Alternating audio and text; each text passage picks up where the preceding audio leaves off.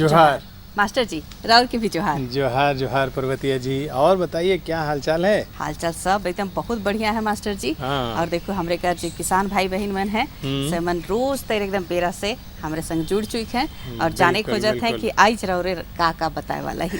बिल्कुल, तो किसान भाइयों आपका कार्यक्रम में बहुत बहुत स्वागत करते हुए चलिए देखते हैं सबसे पहले खेती बाड़ी से जुड़ी तमाम तरह की खबरें कृषि समाचार में।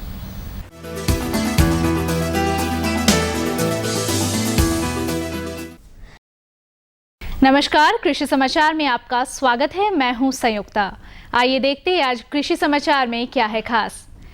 राज्य में चलाई जा रही है तालाबों के सर्वेक्षण और संवर्धन संबंधी योजना। सूकरों को खुरहा चपका रोग से बचाए। पाउडर रूपी दवा का बेहतर छिड़काव करता है डस्टर। राज्य में मछली पालकों और मछली पालन व्यवसाय को और अधिक मजबूती करने के उद्देश्य से मत्स्य विभाग झारखंड राज्य में कई प्रकार की योजनाएं चला रही है, जिनमें से एक प्रमुख योजना है नए तालाबों का सर्वेक्षण, उनका संवर्धन और मत्स्य बीज संचयन की। इस योजना के अंतर्गत चयनित मत्स्य मित्रों के माध्यम से नए तालाबों का सर्वेक्षण कराया जाएगा। साथ ही मत्स्य बीजों का संचयन, संवर्धन भी कराया जाएगा। इसके अलावे मत्स्य मित्रों के द्वारा ही मछली पालकों को समय समय पर जागरूकता एवं तकनीकी सलाह प्रदान की जाएगी। इस कार्य के लिए मत्स्य मित्रों को 150 रुपए प्रति हेक्टेयर जल क्षेत्र की दर से मानदेय दिया जाएगा और नए तालाबों के सर्वेक्षण पर प्रति तालाब 100 रुपए की दर से मानदेय दिए जाने का प्रावधान है। राज्य में कृषि के विस्तार में कृषि विज्ञान केंद्रों की बहुत अहम भूमिका रही है। इन केंद्रों से जुड़कर राज्य के किसान विभिन्न प्रकार से लाभान्वित होते हैं। राज्य के सभी कृषि विज्ञान केंद्र अपने क्षेत्र के किसानों के लिए समय समय पर विभिन्न प्रकार के प्रशिक्षण शिविरों का आयोजन करते रहते हैं, जैसे मशरूम उत्पादन, लाह उत्पादन, बीज ग्राम की स्थापना, बर्मी कंपोस्ट उत्पादन और फल फूल उत्पादन एवं उनका परिसंरक्षण इत्यादि। इन प्रशिक्षण शिविरों में शामिल होकर किसान लाभान्वित हो सकते हैं। खरीफ दलहनी फसलों में अरहर हमारे झारखंड में उपजाई जाने वाली प्रमुख फसल है, परंतु साधारण बीजों की अपेक्षा यदि हम उन्नत बीजों का प्रयोग करें तो निश्चित हमें अधिक उत्पादन प्राप्त होगा। जो कृषक बंधु अरहर की खेती करना चाहते हैं वे बिरसा अरहर 1 और बहार नामक उन्नत प्रभेदों की बुआई करें तो वे निश्चित तौर पर लाभान्वित होंगे। अरहर के बेहतर उत्पादन के लिए कृषि विशेषज्ञों द्वारा सुझाया उन्नत प्रभेद है बिरसा अरहर 1 और बहार। ये दोनों प्रभेद मिश्रित खेती के लिए उपयुक्त हैं। खेत की अच्छी तैयारी करके मध्य जून से मध्य जुलाई तक अरहर की बुआई कर देनी चाहिए। बुआई के लिए प्रति हेक्टेयर 20 किलोग्राम बीज पर्याप्त होता है। ये दोनों प्रभेद लगभग 180 से 220 दिनों में तैयार हो जाते हैं तथा इनकी औसत उपज प्रति हेक्टेयर 15 से 25 क्विंटल है।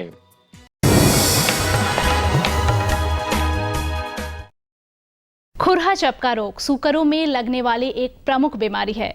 सूकरों में ये रोग हो जाने की स्थिति में तुरंत इलाज जरूरी होता है, अन्यथा इलाज के अभाव में सूकरों की मौत भी हो सकती है। साथ ही यह रोग संक्रामक भी है, इसलिए दूसरे सूकरों को भी यह रोग बहुत जल्द अपनी चपेट में ले लेता है। इस रोग से कैसे सूकर पालक अपने सूकरों को बचाए, आइए जानते हैं हमारे पशु विशेषज्ञ से। सूकर में जैसे ही खुरा चपका का रोग हो तो उसे रोग निवारण के लिए आप उसको सूकर में खुरा चपका का टीका अवश्य दें। रोग हो जाने पे उसका जो उपचार है जिसमें एंटीबायोटिक दवा आती है और उसके खूर में जो घाव हो जाता है उस घाव को पोटासियम परमैंगनेट के घोल से साफ करने के बाद वहाँ हिमैक्स लोशन लगाया जाता है।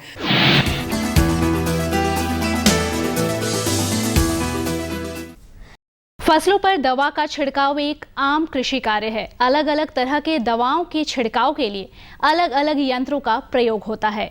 पाउडर रूपी दवा के छिड़काव कार्य को बेहतर तरीके से करने के लिए इस डस्टर नामक यंत्र का सहारा लिया जा सकता है। पाउडर रूपी रासायनिक दवाओं का फसलों पर छिड़काव हाथों द्वारा करने से बहुत तरह की समस्याएं आती हैं और दवा एक समान फसलों पर बिखरता भी नहीं। इस कार्य को इस डस्टर नामक उपकरण की सहायता से करने पर दवा का एक समान छिड़काव पूरी फसल पर होता है और दवा बर्बाद भी नहीं होती। और हाथों द्वारा छिड़काव होने वाली परेशानियों से भी किसान का बचाव होता है।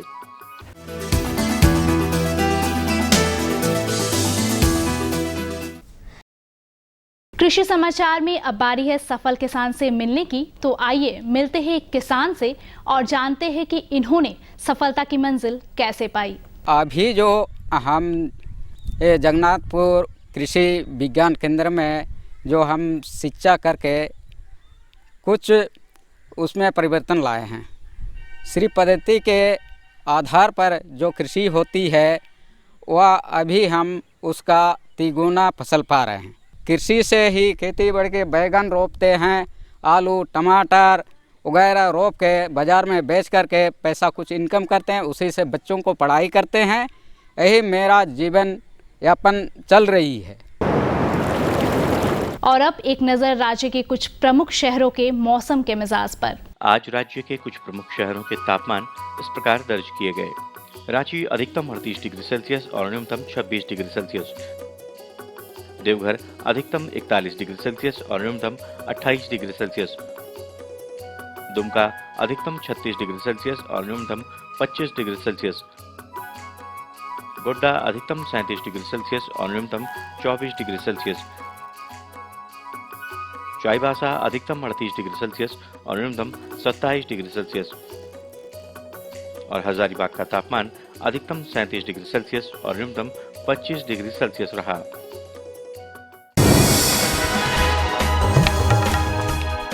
और अब मंडी भाव में आइए नजर डालते हैं अनाजों के भाव पर।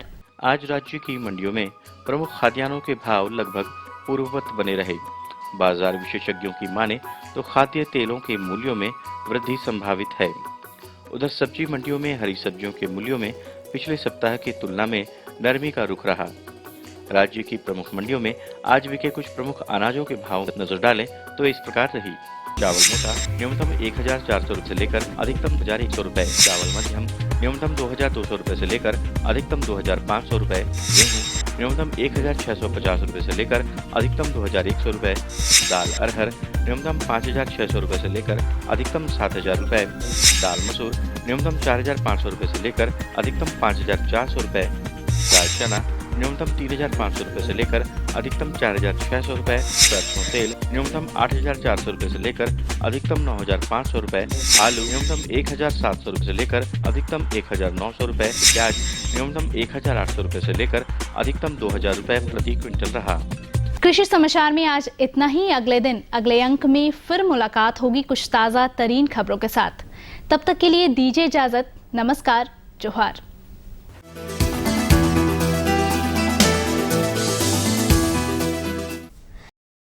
तो किसान भाई बहन मने जैसन कि हमरे जानीला के मास्टर जी से मिले मतलब होएला एकदम बढ़िया बढ़िया जानकारी। तो आई जो जे जानकारी रहे मन के मिलक से तो उतने बढ़िया है कि नहीं है बताओ। नहीं भाई देखिए, जानकारियाँ देना ही तो हमारे कृषि दर्शन का काम है। और हमारे जो किसान भाई हैं, हमारे जो दर्शक हैं, इन जानकारियों से पूरा लाभ उठाएं, ये उनका काम है। सही कहा थे मास्टर जी। हाँ, हम लोग सब कोई करते करते रहें अपना अपना काम। हाँ। लेकिन अभी लेना पड़ेगा एक छोटा सा विराम। ये लो और बताओ। बस। अरे ये क्या भैया जी, बस इतनी सी रासायनिक खाद? किसानी छोड़ रहे हो क्या? किसानी नहीं, नादानी छोड़ रहे हैं। मिट्टी की जांच कराई है। अब तो लाला जी जितनी जरूरत है उतने ही उर्वरक खेत में डालेंगे। हाँ, किसान भाई आज ही अपने जिले की नजदीकी भूमि परीक्षण प्रयोगशाला में मिट्टी की जांच जरूर करवाएं और मिट्टी में पोषक तत्व, नमी व पौधे के विकास को देखते हुए केवल जरूरत के अनुसार ही पोषक तत्व डालें। और हाँ, मिट्टी में गंधक, जस्ता, बोरोन जैसे सूक्ष्म पोषक तत्वों का पता लगाना भी न भूलें। उर्वरक और जैविक खाद के सही उपयोग से भूमि का उपजाऊपन बनाए रखें, उत्पादकता बढ़ाएं, खर्चा घटाएं और बहुमूल्य विदेशी मुद्रा बचाने में भी सहयोग दें। और हाँ, धीमी गति से नाइट्रोजन उपलब्ध कराने वाले उर्वरकों जैसे नीम लेपित यूरिया को प्राथमिकता दें और यूरिया का पत्तों पर छिड़काव करें। अरे वाह, तू तो सचमुच समझदार हो गया रे। अधिक जानकारी के लिए संपर्क करें जिला कृषि अधिकारी या किसान कॉल सेंटर। विराम कर बाद देखो या मना के एक बार फिर से बहुत बहुत स्वागत है। और मास्टर जी हम सवाल करूँ अब? हाँ बिल्कुल बिल्कुल, सवाल ही वैसे तो तो आजकल राउरे ऐसा सवाल करके हमरे के एकदम स्पंजस में डाल देविला, तो राउरे पूछब कि हम पूछो? नहीं पहले आप पूछ हमें पूछ ले होती। तो मास्टर जी वैसे तो हमरे हमेशा जे सब्जी लगाए चाहे धान चाउर गेहूं लगाए कर बात करत रहिला, आज तनी हमके बुझाते कि कुछ ऊपर से हट के तनी बात करो, मतलब किसी नई तकनीक के बारे में बात करें। हाँ कुछ नया तकनीक चाहे कुछ नया उत्पादन के बारे में बात करो, तो हमके बुझाला किसान भाई मन उकर बढ़िया फायदा उठाए पारबे। बहुत बढ़िया बहुत बढ़िया। देखिए किसान भाइयों, आज पर्वतिया जी ने बड़ी चतुराई से सवाल भी मेरे ऊपर डाल दिया है। तो चलिए पर्वतिया जी, आपकी जो इच्छा है और हमारे किसान भाइयों की भी जो इच्छा है, इसको हम आज पूरी करने की कोशिश करते हैं। और आज हम बात करते हैं समन्वित कृषि प्रणाली की। किसान भाइयों, आप जानते हैं समन्वित कृषि प्रणाली जो है वो एक बहुत ही अच्छी प्रणाली है, और इसमें भी अगर विशेष बात करनी है तो आज हम समन्वित कृषि प्रणाली में लाह का उत्पादन कैसे करेंगे, इस खास विषय पर बातचीत करते हैं। कैसा रहेगा? बहुत बढ़िया मास्टर जी। हमके बुझाला कि हिने अगर किसान मन तनी बहुत कुछ करे नहीं के लेके, अगर बढ़िया से करे खोजे तो जानकारी जरूरी होगी। तो फिर चलते हैं हम लोग अपने विशेषज्ञ डॉक्टर किरण के पास और लेते हैं ये जानकारी।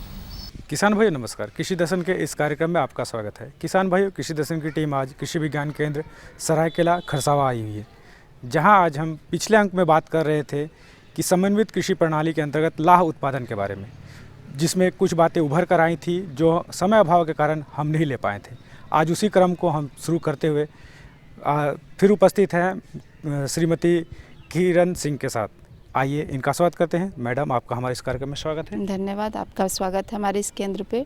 मैडम, जैसा कि पिछले अंक में हमने कुछ बातें लाह के उत्पादन के बारे में ली थी और कुछ छूट भी गई थी, तो उसी क्रम को शुरू करते हुए आपसे हम ये जानना चाहें कि लाह के उत्पादन के लिए किसान भाई और क्या क्या तकनीक अपनाएं। किसान भाइयों, आपको मेरा नमस्कार। सबसे पहले पिछले अंक में हम लोगों ने जो बात की थी उसमें कुछ महत्वपूर्ण बातें जो छूट गई थी, जो आपको ध्यान देना चाहिए, वो ये है कि लाह को चलाने के बाद हम लोगों ने बात की थी कि लाह को कैसे चढ़ाएं, लेकिन उसके बाद उसका प्रबंधन कैसे करें, आज हम उस पर आपके साथ चर्चा करेंगे। और उसमें सबसे पहले जो बात है कि जब आप लाह चढ़ा लेते हैं तो उसके फूंकी को उतारना सबसे ज़रूरी होता है, क्योंकि उसके फूंकी में ही उसके दुश्मन कीड़े छिपे रहते हैं। और जब तक आप किसान भाई उस फूंकी को उतार कर, उस लाह को छिल कर और उसके जो डाल बचे हुए उसको आप जलावन के काम में ले आएँ। इस तरह से क्या होगा कि आपको बिहन लाह का आधा पैसा उस फूंकी से निकल जाता है। जब आप उसके बिहन से लाह को छिलेंगे, आप उसको बाज़ार में बेच देंगे, उससे आपका आधा पैसा निकल जाएगा और उसको आप जलावन के काम में ले आएँ, ताकि जो उसका जो दुश्मन कीड़े के अंडे हैं वो नष्ट हो जाएं। और ये इसलिए ज़रूरी है कि उस दुश्मन कीड़े के अंडे बाद में अपने जीवन चक्र को पूरा करते हैं और तितली बनकर वो जाके वापस आपके लाह जो जब चढ़ जाते हैं, लाह जब बैठ जाते हैं कीड़े, और उनको नुकसान पहुँचाते हैं। तो ये काम करना किसान भाइयों बहुत ज़रूरी है। आप इसको बिल्कुल लापरवाही के तौर पे ना लेंगे और फूंकी को आप निश्चित तौर पर उतारेंगे, छिलेंगे और छिलने के बाद उसको जलावन के काम में ले आएंगे।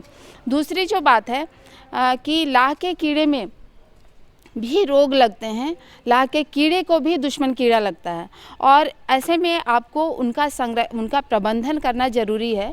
और इसके लिए ज़रूरी है कि जब लाह चढ़ाने के करीब एक महीने के बाद 30वां दिन, 30 से 32 दिन पे आप लाह के पेड़ में जहाँ आपने लाह चढ़ाया, आप एक बार उसका मुआयना कर लें। आप देख लें कि लाह के कीड़े डाल पे ठीक से बैठ गए हैं, तब उसमें आप उस वैसी अवस्था में उस पर एक कीड़ा मारने का जो दवा है और एक फंजीसाइड, बेविस्टिन फंजीसाइड लीजिए, और उसका जो रेट होगा, उसका जो अमाउंट होगा वो है कि 1 लीटर पानी में 1 ग्राम। और कीड़े मारने के लिए धावा गोल्ड बहुत ही अचूक दवा हम लोगों ने पाया है, और धावा गोल्ड को 1.5 ml प्रति लीटर का घोल बना लें। और अमूमन एक पेड़ के लिए 2 लीटर पानी में उसका छिड़काव हो जाता है। तो मान लीजिए आपके पास 10 पेड़ हैं, तो 10 पेड़ के लिए आप 20 लीटर पानी का घोल बना लें, और 20 लीटर पानी है तो आपको उसमें करीब 30 ml धावा गोल्ड लगेगा और करीब 20 ग्राम बेविस्टिन लगेगा। और इसका घोल बनाने के बाद आप पेड़ में जहाँ पे लाह चढ़े हुए हैं उस पेड़ पे बहुत ही पतला धार बनाकर छिड़काव कर दें। और छिड़काव करने के लिए आप गटूर जो स्प्रेयर है उसका उपयोग कर सकते हैं। और दूसरा छिड़काव फिर आप इसका करें 60वें दिन पे, 60 से 62 दिन का जो समय होता है वो इसका दूसरा छिड़काव होगा। और उस समय भी ये जो रसायन है इसका रेट वही रहेगा। और तीसरा छिड़काव 90 दिन पे करते हैं। अगर आप ये 3 छिड़काव करते हैं तो इससे आपका जो लाह का जो इसमें खर्चा है बहुत ज़्यादा नहीं आता है। एक छिड़काव में करीब 2 से 3 रुपया का खर्चा आता है एक पेड़ में। तो लेकिन इससे जो आपको जो बचत होती है वो ये होती है कि लाह का कीड़ा मरता नहीं है। और ये खासकर जब आप अक्टूबर में लाह चढ़ाते हैं तो जनवरी का जो महीना होता है उस समय आप देखेंगे कि कुहासा भी आता है, कुहासा भी रहता है और बारिश होती है, हल्की बारिश। तो जब ये 2-3 दिन की कुहासे के साथ बारिश होती है तो ऐसे समय में लाह को बड़ा नुकसान होता है। लाह के ऊपर में एक फंगस का डेवलपमेंट होता है। और चूँकि लाह के कीड़े जब बैठते हैं डाल में और वो लाह को अपने मुंह के द्वारा छोड़ते हैं, लाह का जो रसायन है, तो उस समय एक मीठा रस बनता है जो उनके पपड़ी के रूप में जमा हो जाता है। और उस मीठे रस पे जब पानी की बूंद पड़ती है, बारिश की बूंद पड़ती है, तो फंगस का ग्रोथ हो जाता है। और उस फंगस को कंट्रोल करना बहुत ही ज़रूरी है। इसलिए जब भी आप देखें किसान भाई कि कुहासा का समय है और आपने लाह चढ़ाया हुआ है तो उस समय एक बार बेविस्टिन की रसायन का छिड़काव जरूर कर दें, हल्के रूप में 1 ml प्रति लीटर का घोल बना के। अगर आप इस तरह से इस रसायन को अपना के छिड़काव करके लाह की खेती करते हैं तो निश्चित तौर पे आपके पास बिहन लाह भी रहेगा और लाह का उत्पादन भी बढ़िया होगा। और हम लोगों ने देखा है गांव में किसान भाइयों ने किया है कि जब वो कुसमी लाह की खेती करते हैं तो 1 रुपये का जो खर्चा होता है उसमें करीब 8 रुपये 40 पैसे का मुनाफा आया है। तो आप सोच सकते हैं कि 1 रुपये से हम लोग 8 गुना तक का उत्पादन ले रहे हैं, 8 गुना मुनाफा हो रहा है। और पलाश में भी करीब 6 गुना मुनाफा होता है। तो किसान भाई अगर आप लाह की तकनीक में थोड़ा सा परिवर्तन लाएं, थोड़ा सा प्रबंधन तकनीक में परिवर्तन लाएं, थोड़ा आप अपनी मानसिक तैयारी जारी रखें और तत्पर रहें तो लाह उत्पादन के द्वारा आप अपने खेतों को, आप अपने कृषि तंत्र को एक मुनाफाकारी भी बना सकते हैं। और साथ साथ में लाह का जो मुनाफा है वो एक बार में ज़्यादा होता है तो किसान भाइयों को एक साथ कैश भी मिलता है। तो इसलिए किसानों को ज़रूरत है कि आप इसमें विशेष ध्यान दें। और आपके पास बहुतायत वृक्ष हैं और इसमें आप लाह का उत्पादन ज़रूर करें। इसमें थोड़ा सा मैं एक बात और बताना चाहूँगी किसान भाइयों के लिए कि बेर के जहाँ पे पेड़ लगे हुए, जनरली आप देखेंगे कि किसानों के पास टाँड़ का जो ज़मीन है उसमें बेर के पेड़ लगे हुए हैं और उसमें लाह की खेती हो रही है। पर उसमें किसान भाई सिर्फ रंगीनी करते हैं, रंगीनी लाह की खेती करते हैं। तो किसान भाई अगर आप लाह उत्पादन अपनाना चाह रहे हैं और उसको अच्छे तौर पे अपनाना चाह रहे हैं तो उसमें रंगीनी के अलावा आप कुसमी की भी खेती करें। और दूसरा काम जो करें कि जो बेर के पेड़ के बीच में जो खाली जगह है उसमें आप कृषि मतलब दूसरी फसल लें। जैसे कि जो उपयोगी फसल हैं जैसे ओल है, 2 पेड़ के बीच में करीब देखेंगे कि 3 से 4 मीटर का जगह होता है और उसमें आप 2 लाइन ओल का ले लें। ओल और हल्दी ये दोनों फसल ऐसे हैं जो पेड़ की छाया में बहुत अच्छा होता है। तो इससे क्या होगा कि आपके जो टाँड़ वाले ज़मीन जिसमें सिर्फ आप बेर का या तो बेर तोड़ के बेच रहे थे या फिर कभी लाह की खेती कर रहे थे उसमें आप फसल भी ले पाएंगे। और ये दोनों फसल ऐसे हैं जिसमें बहुत ज़्यादा मेहनत की ज़रूरत नहीं होती है, एक कुशल प्रबंधन की ज़रूरत होती है और इसमें आपको साल के अंत में बहुत ही अच्छा मुनाफा हो सकता है। तो देखा किसान भाइयों, डॉक्टर साहब ने कितनी अच्छी जानकारी दी समन्वित कृषि प्रणाली के अंतर्गत लाह उत्पादन के बारे में। मैडम आप हमारे इस कार्यक्रम में आए इसके लिए आपका बहुत बहुत धन्यवाद। धन्यवाद किसान भाइयों। और इसी के साथ लेते हैं विदा, जोहार। तो मास्टर जी जो लाह कर बारे में रहो जानकारी दिवाली से तो बड़ा बढ़िया रहे, हमके बुझाला के किसान भाई बहन मनी कर बढ़िया फायदा उठाए पार। बिल्कुल बिल्कुल, देखिए ना मतलब लाह जो है वो कितनी उपयोगी चीज़ है हमारे लिए, हमारे जीवन के लिए भी और खास करके जो हमारा झारखंड है, हाँ। इसमें तो लाख के उत्पादन की असीम संभावनाएं भी हाँ, हैं। ई जे सबकर से तो बढ़िया ओकर चूड़ी मन जे बनेला से हाँ, कितने बढ़िया नहीं। अच्छा मास्टर जी, अब दोसर जे जानकारी हमरे के लेवे के है से जाने खोजत रही कि जैसे पानी कर हमेशा खेत मन में दिक्कत रहेला, तो इसन उपाय मन होवी कि हमरे पानी के जमा करे पारो, फिर ओकर उपयोग करे पारो, इसन कोनो जानकारी तो होबे करी राउठी सबसे ना। पहले तो ये ज़रूरी है इस बात को जानना हाँ। कि पानी का संग्रहण क्या है, हाँ। उसका संरक्षण क्या है, हाँ और क्यों नहीं आज सबसे पहले इस महत्वपूर्ण बात को ही जान लिया जाए। हाँ तो भाई हमारे विशेषज्ञ श्री सुरेंद्र कुमार मुंडा जी हैं, जो इस विषय में जानकारी दे रहे हैं कि पानी का संग्रहण क्या है, उसका संरक्षण कैसे ज़रूरी है, क्यों ज़रूरी है। किसान भाइयों नमस्कार, कृषि दर्शन कार्यक्रम में आपका स्वागत है। किसान भाइयों, कृषि दर्शन की टीम आज कृषि विज्ञान केंद्र सरायकेला खरसावां आई हुई है। किसान भाइयों, आपके खेतों में सबसे बड़ी समस्या होती है पानी की। आज हम इसी विषय पर बात करेंगे कि जल संग्रहण एवं जल संरक्षण किस प्रकार किया जाए। इस विषय पर जानकारी देने के लिए हमारे साथ हैं कृषि विशेषज्ञ सुरेंद्र सिंह मुंडा जी। मुंडा जी, आपका स्वागत है हमारे कार्यक्रम में। नमस्कार किसान बंधुओं। मुंडा जी, सबसे पहले हमारे किसान भाइयों को बताइए कि जल संग्रहण एवं जल संरक्षण क्या है।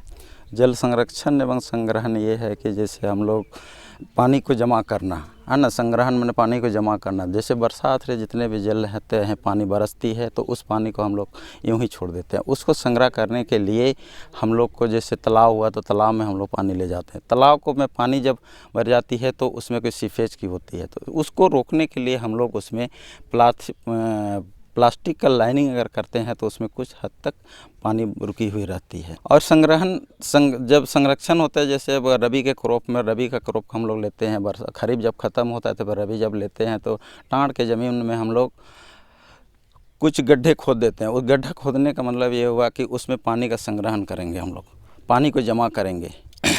पानी को जमा करने जैसे 5x5 इंटू गड्ढा करके अगर उसमें उस फील्ड में 1 एकड़ ज़मीन अगर 5 गड्ढा अगर हम लोग खोद लेते हैं और पानी का अगर संग्रहण उसमें कर लेते हैं, जमा कर लेते हैं, तो उसके द्वारा उस फील्ड में जो भी क्रॉप लेते हैं, जो भी फसल लेते हैं, उसका भरपाई उसी पानी से हो जाती है। और संरक्षण उसी पानी से करके हम लोग उसको बढ़ाते हैं। उसमें भी थोड़ा सा और मॉडिफाई करते हैं। जब गड्ढा हम लोग खोद लेते हैं, उसमें अगर प्लास्टिक का अगर लाइनिंग उसमें देते हैं, कोवर चढ़ा देते हैं, तो उसके द्वारा भी पानी हम लोग को जब 1 महीना के बदले हम लोग को 1.5 महीना तक उसको हम लोग वहाँ पर पानी को जमा रख सकते हैं। इसके अलावा हमारे किसान भाई ये और क्या क्या तरीके अपनाएं जिससे वो पानी बचा सकते हैं। उसके अलावा जैसे है कि हम लोग जैसे नदी में है, जो नदी में पानी हम लोग जमा करते हैं, पुराना तरीका जैसे कि चिप्पी लगा के पत्थर का जमा करके मेड़ करके उसको बंदीकरण करते हैं नाला को, तो उसको थोड़ा सा मॉडिफाई करते हैं। जैसे हुआ कि वहाँ पर अगर मेड़ बना हुआ, मेड़ बनाते हैं तो मेड़ के ऊपर में हम लोग प्लास्टिक का कोवर चढ़ा देते हैं और उसके द्वारा ऊपर से उसको मिट्टी फिर दे देते हैं, जो उससे सीफे से जो पानी भग जाती है उसको हम लोग रोक लेते हैं।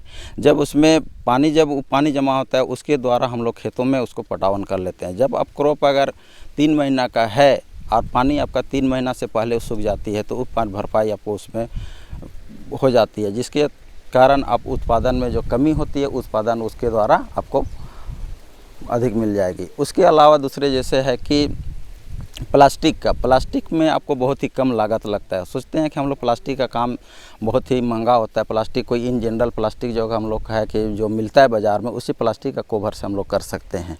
इसके लिए करना क्या है कि जब आप मेड़ बांध देते हैं, नदी को नाला को चेक कर जब कहते हैं तो उसको हम लोग उसके ऊपर हम लोग पॉलीथीन का लाइनिंग देते हैं। लाइनिंग देने के बाद मिट्टी से उसको ढक देते हैं और ढकने के बाद उसको रोक देते हैं। रोकने से क्या होता है कि उससे पानी जमा होता है। दूसरा तरीका ये है कि हम लोग प्लास्टिक का बोरा लेते हैं तो जूट का बोरा लेते हैं, उसमें बालू भर देते हैं और उसके द्वारा हम लोग उसको नाला को चेक कर देते हैं। चेक करने से क्या होता है कि उससे जो पानी का रिसाव होता है और उसी के ऊपर में प्लास्टिक का कवर चढ़ा देंगे तो अधिक हद तक मजबूत भी होगा, टिकाऊ भी होगा और पानी का रिसाव जो होता है वो नहीं हो पाएगा। और उस पानी के द्वारा हम लोग फसल की वृद्धि ले सकते हैं, फसल का उत्पादन उससे पानी के द्वारा ले सकते हैं। अगर आप 1 महीना अगर उसमें लेते हैं तो उसमें आपका 1.5 महीना और 50 दिन पानी उसमें आपका कंजर्व रहेगा, जमा रहेगा, उसके द्वारा उस उत्पादन को बढ़ा सकते हैं।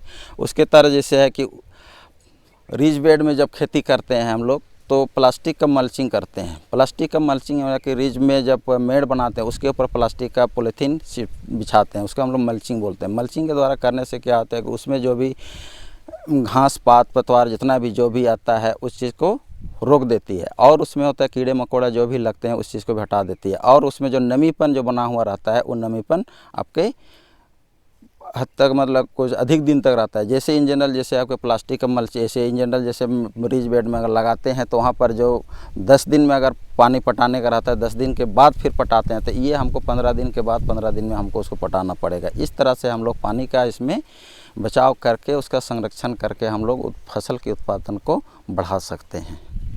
जी, हमारे किसान भाई जो पानी संरक्षण और संग्रह करते हैं उसे खेतों तक पहुंचाने में काफ़ी पानी बर्बाद हो जाता है, तो उसे किस प्रकार बचाएंगे? पानी संग्रहण और संरक्षण करने के लिए पानी जो खपत हो जाती है उसको करने के लिए जैसे हम बोले कि नाला के सामने जैसे नाला के सामने आपका जो खेत है उसी में पानी का जो संग्रह किए उसी पानी को हम खेत तक ले जाने के लिए बगल का खेत जो हो उसी में हम लोग उसका संरक्षण यानी अधिक यहाँ से जैसे बोल रहे हैं कि यहाँ से अधिक दूर के लिए नहीं है, जस्ट बगल वाला खेत के लिए इस पानी को हम लोग अगर 1 महीना तक में वो पानी अगर अपना पारंपरिक से अगर करते हैं रुकता है तो उसको हम लोग और 1 महीना ने 1.5 महीना में हम लोग उस पानी को खींच सकते हैं। जो कि क्रॉप का जो फसल जैसे टमाटर 3 महीने का है तो टमाटर हम उसको 3 महीना पूरा भरपूर उस टमाटर को हम ले पाते हैं। हमारे किसान भाई जो जल संग्रह करते हैं या संरक्षण करते हैं तो उसके लिए हमारे किसान भाई और किन किन बातों का ध्यान रखेंगे? फर्स्ट तो है कि जैसे अब एक तो जुताई को उसको हम करना है कि जो कि उसके द्वारा कुछ नमीपन बना रहेगा, जो कि उसके द्वारा फिर उसको हम जब जुताई रहेगा तो उसमें पानी की कम थोड़ा सा लगती है। हम लोग इन टाण में जैसे छोड़ देते हैं तो उसके द्वारा पानी उसके लिए फिर जैसे प्लास्टिक लाइनिंग एक बोले, दूसरा है कि हम पुआल का मल्चिंग करेंगे, फिर उसके बाद घास पात जो भी पत्ता पाला उसके द्वारा भी मल्चिंग करके उसके द्वारा भी हम लोग उसमें नमी को बना के फिर उसके द्वारा हम लोग फसल के उत्पादन को हम लोग बढ़ा सकते हैं। जल संरक्षण में हमारे किसान भाई ड्रिप इरिगेशन का इस्तेमाल करें तब भी काफ़ी जल बच सकते हैं। जल संग्रहण में जैसे बोले कि ड्रिप इरिगेशन और स्प्रिंकल को भी अगर इसमें लेते हैं तो उसके द्वारा भी हम लोग को जल की बचत हो सकती है। संग्रहण के पानी के द्वारा ही हम लोग उसमें संरक्षण हम लोग कर सकते हैं। उसके द्वारा भी उसका प्रयोग करने के लिए अगर जैसे हम उसमें गड्ढा लिए हुए हैं तो उस गड्ढे के पानी को हम लोग स्प्रिंकल के द्वारा फौरा सिस्टम के द्वारा हम लोग उसको खेत में अगर उसको छोड़ देते हैं तो उसमें तो पानी की कम लागत लगती है, कम होती है, जो उसके द्वारा हम लोग को फसल के उत्पादन में उसमें वृद्धि लाएगी। किसान भाई आशा करते हैं सुरेंद्र सिंह मुंडा द्वारा दी गई जानकारियों का आप लाभ उठाएंगे और अपने खेतों में जल संरक्षण एवं जल संग्रहण का लाभ उठाएंगे। मुंडा जी, आपने हमारे किसान भाइयों को इतनी अच्छी जानकारी दी, इसके लिए धन्यवाद। जोहार, धन्यवाद। तो मास्टर जी देखो, तो पानी के बारे में इतना बढ़िया से इतना बड़का जानकारी हमरे के तो रहबे नहीं करे। भाई देखिए, पानी का तो महत्व है, इसीलिए तो हमारे कवि रहीम जी ने कहा था कि रहीमन पानी राखिए, बिन पानी सब सून, पानी गए न उबरे, मोती मानुष चून। तो आप समझ सकते हैं कि पानी का एक एक बूंद की तुलना उन्होंने मोती से की, है ना। तो जाहिर है कि पानी बेहद ज़रूरी है। और किसान भाइयों, इसी प्रकार मोतियों के समान कीमती हैं आपकी बातें, आपके सुझाव जो आप हम तक लिख भेजेंगे तो हम कार्यक्रम को मोतियों का हार बना लेंगे। सही कहली मास्टर जी, काहे कि राउरे और हमरे दुइयो मिलिए के ई प्रोग्राम के बढ़िया से बढ़िया बनाए पारब। तो राउरे मन के लिखे है अपन बात और करे लिखे है राउरे मन के चिट्ठी। और चिट्ठी कहाँ लिखब से कर ले हमरे कर पता नोट करूँ। हमारा पता है कार्यक्रम कृषि दर्शन, कृषि प्रकोष्ठ, द्वारा निदेशक, दूरदर्शन केंद्र, रातू रोड, रांची। पिन संख्या 834001। तो मास्टर जी, आप तो चले बेरा हो गेले। बिल्कुल बाकी बिल्कुल। हमके बुझाला कि रौरे तो बात तो भुलाइए गेली। आज का सवाल हम छोड़ते हैं किसान भाइयों आप पर, और उम्मीद करते हैं कि आप आज का सवाल हमारे लिए लिख करके ज़रूर भेजेंगे। बातें होंगी, मुलाकातें होंगी, अगले अंक में नई जानकारियाँ भी होंगी। पूरी टीम को यहीं पर दीजिए अनुमति। जोहार।